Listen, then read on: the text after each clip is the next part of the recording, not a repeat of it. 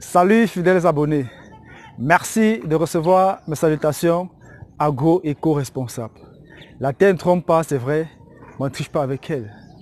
Ravi de vous servir dans cette énième vidéo chez Agripreneur, où dans cette vidéo nous allons parler d'un sujet qui est vraiment d'actualité, qui est pendant, qui est brûlant sur tous les lèvres des acteurs du secteur agricole en Afrique et dans le monde.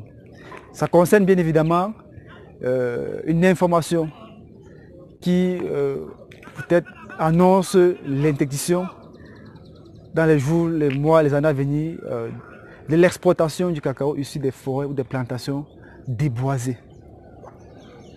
Mais avant d'aborder le sujet, avant d'apporter des éclaircies, des orientations, des analyses sur ce sujet précis, permettez-moi de rappeler, chers Africains et Africains, que l'Afrique c'est 60% des terres arabes, mais nous ne parvenons pas à nourrir 20% du monde.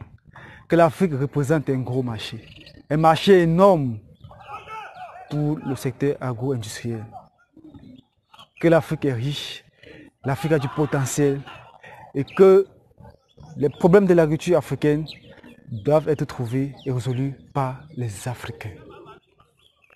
Si nous avons compris cela, nous allons entrer dans le vif du sujet et je pense que vous allez mieux comprendre pourquoi. Alors, il s'est dit dans les réseaux sociaux et dans les groupes WhatsApp et autres depuis un certain nombre de temps, le cacao africain ou le cacao issu des zones déboisées sera interdit d'entrer sur le marché européen. Ça va dans tous les sens. Chacun apporte son point de vue.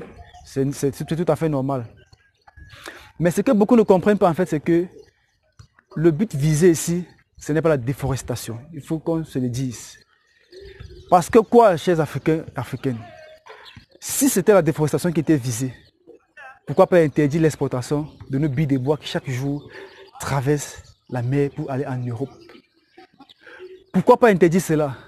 Ça fait des milliers d'années que nos forêts sont déboisées. Déboisées jusqu'à la dernière énergie. Mais on n'a jamais dit interdiction à l'exportation des billes de bois. Aujourd'hui, on vient dire on va interdire l'exportation du cacao issu des forêts déboisées. Ça déjà, cette petite analyse montre déjà que ce n'est pas clair, que ce n'est pas ça qui est visé. Ce qu'il faut comprendre, c'est que beaucoup d'industries, beaucoup de chocolateries, beaucoup de grands maîtres, beaucoup d'entreprises européennes ont des plantations de cacaoyers en Afrique. Il faut qu'on se le dise. Beaucoup de ces chocolateries ont des plantations de cacaoyers en Afrique. Certaines entreprises européennes ont de grandes plantations de cacaoyers en Afrique. En dehors d'avoir de grandes plantations de cacaoyers en Afrique, il y a des usines qui sont installées ici en Afrique. Si vous prenez le cas du Cameroun, il y a des usines installées ici par certaines entreprises françaises qui font dans le cacao pour la transformation du cacao pour l'exportation. Alors, venir dire aujourd'hui qu'on va interdire l'exportation du cacao issu des zones de déforestation, c'est davantage faire comprendre aux Africains qui ne sont pas intelligents. Vous allez me permettre, qui sont peut-être bêtes, qui ne réfléchissent pas, mes chers agripreneurs, arrêtons de nous faire berner, arrêtons de nous faire détourner de l'objectif. Il faut comprendre ici qu'il s'agit d'un problème agro-géostratégique. Oui, il s'agit d'un problème agro-géostratégique. L'intérêt dans ça, c'est quoi? C'est davantage appauvrir l'Africain.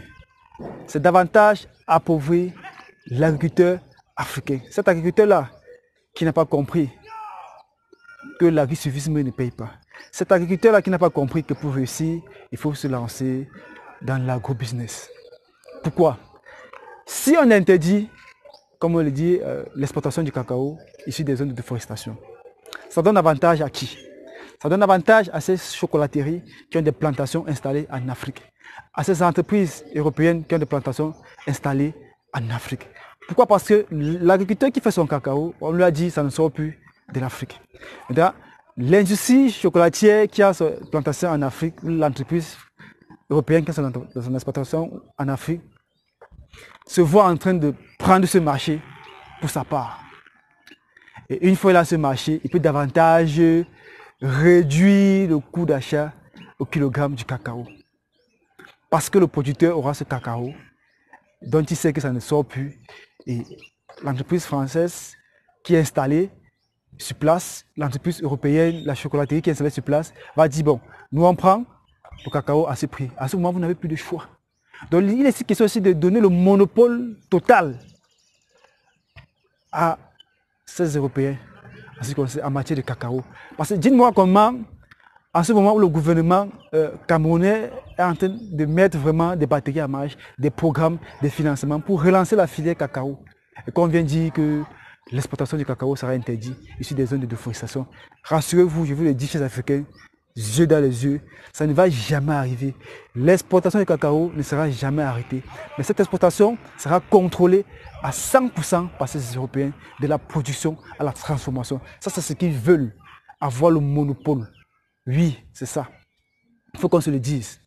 Alors, si le chocolat, par exemple, est ancré dans les mœurs, dans les habitudes alimentaires, pensez-vous que eux qui ne produisent pas de cacao, ils vont faire comment pour alimenter les industries? Il faut toujours la matière première. Où trouver la matière première? C'est dans ces zones où on fait la déforestation, comme ils le disent, pour produire du cacao. C'est où? C'est en Afrique, c'est en Amérique latine, c'est un peu de partout.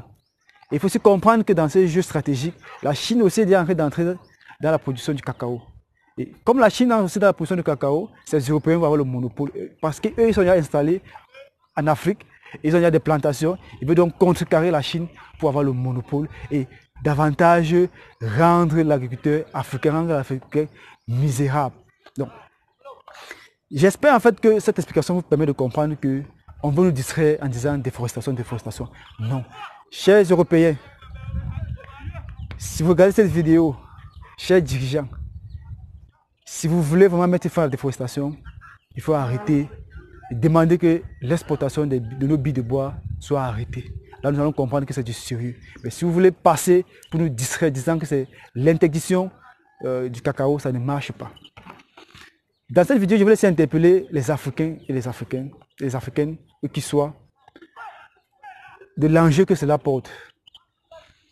De l'enjeu qui se cache. Prenez, chers Africains, j'espère vraiment que le message est passé. Ici, je voudrais dire tout simplement aux Africains que nous devrons prendre en main notre avenir. Nous devons valoriser ce que nous avons. Nous devons valoriser nos terres. Nous devons valoriser nos cultures. Et pour valoriser ces cultures, il faut bien que nous puissions produire ce que nous consommons. Et que nous arrêtons de produire ce que nous ne consommons pas. Il y a pas mal de cultures propres à l'Afrique. Il y a pas mal de cultures dont nous n'avons pas besoin du marché européen pour s'en sortir. L'Afrique, déjà, dans tous les jeux, je l'ai dit, représente un gros marché. Imaginez, peut-être vous avez fait du macabo qui se consomme un peu presque partout. Vous avez fait de la patate, vous avez fait des lignames, vous avez fait du maïs, du haricot. Le marché est là, le besoin est là au quotidien. C'est des choses que nous consommons au quotidien, nous avons besoin de cela. Donc, arrêtons de faire l'agri-suivisme, arrêtons d'être maintenus dans la colonisation agricole. Non, il est temps que nous puissions passer à la décolonisation agricole. Et c'est à nous de prendre notre destin à main. Pour parvenir à cela, je ne cesse davantage de le dire au quotidien, c'est l'agroafricanisme qui va nous sauver. L'agroafricanisme qui va nous sauver. Parce que l'agroafricanisme, c'est ce mouvement-là qui prône et met en avant l'agriculture africaine et défend nos cultures. Aujourd'hui, on parle peut-être du cacao, qui sera interdit peut-être. Rassurez-vous, peut-être que ça sera le tour du poivre demain. Parce que ces mêmes entreprises sont aussi dans le poivre et ils voudront bien avoir le monopole de ces productions. Ils vont dire, on interdit le poivre ici, des cultures et la déforestation. On interdit ceci, cela. Ça commence peut-être avec le cacao, mais ça va suivre avec ces cultures-là. Donc c'est à nous de pouvoir développer les cultures qui sont propres à nous, de développer notre marché, de se lancer dans l'agriculture vraiment avec une vision, de développer les structures pour les transformer. Parce que même ces cultures que nous parlons, du macabo, taro et autres, si nous ne parvenons pas à développer vraiment des chaînes de valeur, de développer des industries, on va se trouver toujours en train de dire non, il faut qu'on fasse telle ou telle culture parce que le marché est garanti. Mais rassurez-vous, il y a du potentiel en Afrique. Il y a du potentiel. Il faut juste s'asseoir et travailler main dans la main. Il faut juste que l'agroafricanisme prenne, que Africains et Africaines, où qu'on soit, qu'on travaille main dans la main, et qu'on se rende compte, et qu'on se rassure, qu'on sache que la solution, c'est nous, et non personne d'autre. Le marché est disponible, et avec l'agriculture, on peut s'en sortir aisément, on peut vivre de cela en Afrique. Il faut que les jeunes puissent comprendre cela. Donc, C'était un peu le partage que je voulais faire avec vous à travers cette vidéo. Que les Européens ne se cachent pas dans ce qu'ils veulent mettre derrière et mettre la déforestation en avant. Je voudrais conclure en disant que oui, vous Européens, si vous parlez vraiment de déforestation, il faut interdire l'exportation et la coupe de nos bois dans nos différentes forêts qui se fait depuis des années. Là, on comprendra effectivement qu'il s'agit de la déforestation.